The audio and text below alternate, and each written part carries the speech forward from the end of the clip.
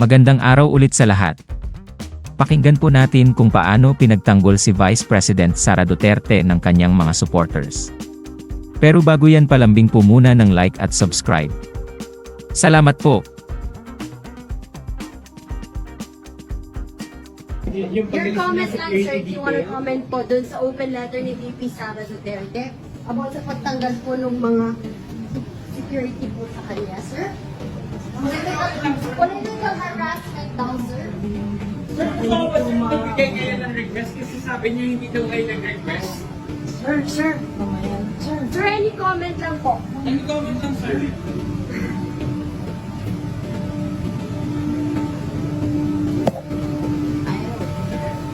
Sorry. Okay.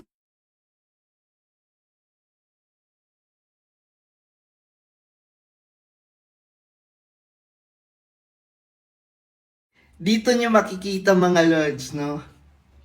The power of support, di ba, ng mga tao kay VP Inday Sara.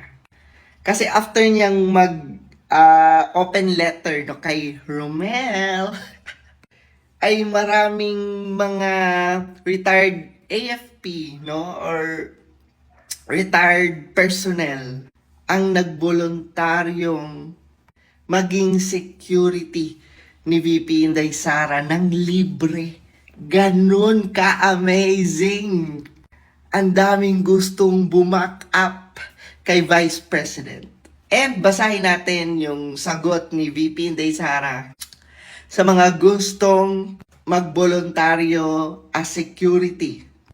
Sabi niya, nagpapasalamat ako kay Senator De La Rosa, Senator Go at Senator Padilla, mga AFP at PNP personnel sa mga kababaihan at lahat ng ordinaryong mamamayan sa inyong pagtugon sa panawagan ni Senator Bato ng voluntaryong pagtulong para sa aking seguridad. Ramdam ko ang inyong malasakit, pagmamahal at suporta.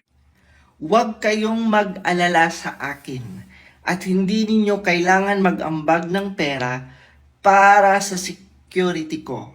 Ang pagtatrabaho sa pamahalaan ay pag-alay ng buhay. Grabe, no? Para sa bayan, alam nating lahat na bahagi ito ng serbisyo. Isa lang ang hiling ko sa inyo, ang kaligtasan ng aking pamilya. Huwag niyong payagan ang anumang karahasan sa aking ina, asawa at 4 na anak, personal man o sa internet. At kung sakali man, huwag niyong palampasin ang sinumang gagawa ng kapahamakan laban sa kanya. Daghang salamat. Short but super strong message. Iba talaga, no? Pag ang resback mo, taong bayan. Iba talaga pag solid support ang meron sa'yo, di ba? Galing sa mga Pilipino.